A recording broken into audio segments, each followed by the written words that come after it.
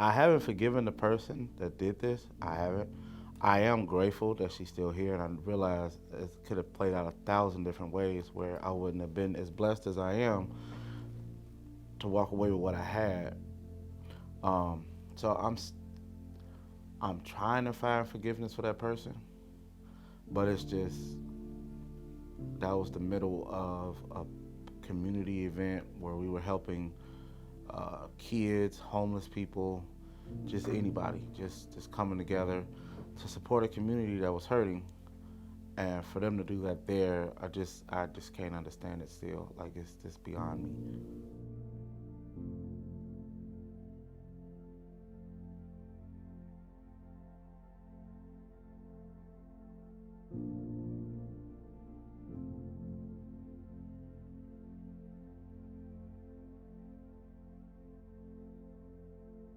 The number one thing you want to do on this planet is protect your kids, and there was definitely a lot of question behind that. There are some ignorant people in this world, and I definitely was blamed for what happened to my kids by some of those ignorant people.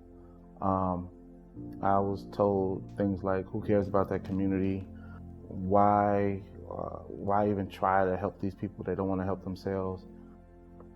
And I'll be honest, it hurt my heart. I was already hurting because um, those were my kids. I'm very close to VT. This was, like I said then, this was supposed to have been something very positive.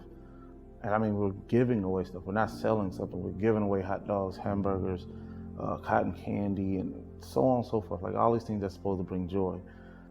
This to pull up in the middle of that and just start shooting like that, it was just completely crazy. And it made it hard to argue with some of those people about why care about this, why give back, so on and so forth. But I'm going to push through. If they didn't find it in the first 12 hours here in the city, chances are another crime is going to happen and they have to move on to the next one. I don't understand why our mayor, our chief of police, so on and so forth, can't remedy that. With all of these things going on with, the former president and the president before him and battling over how much violence there is in the city of Chicago, you would think that they would have more detectives to be able to investigate crimes like this. Why give that impression to the city? I mean, I would ask that to the mayor, to the chief of police. I mean, why not train these people to find the people that do crimes like this, to make them feel like they can't get away? But nevertheless, here we are again, in a crowd full of kids. Nobody's being brought to any kind of charges or anything else like that. It sets a precedent. You want to stop violence, but you want to give the message that it's okay to do these things. Nobody's going to come after you. Nobody's going to seek you, at least after the first 12 hours. We could do better than that. I am doing more back to school events, but I plan on working with a company or a group called CAPS, which has a lot to do with the City of Chicago Police Department, to have more police vigilant, more police walking around, more police there, and not just to keep the environment safe, but to help with the community police relations, because there's just too much separation there.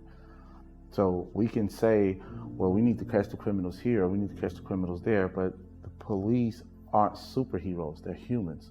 So if we can start communicating with the police more about what's going on, maybe we can have better results.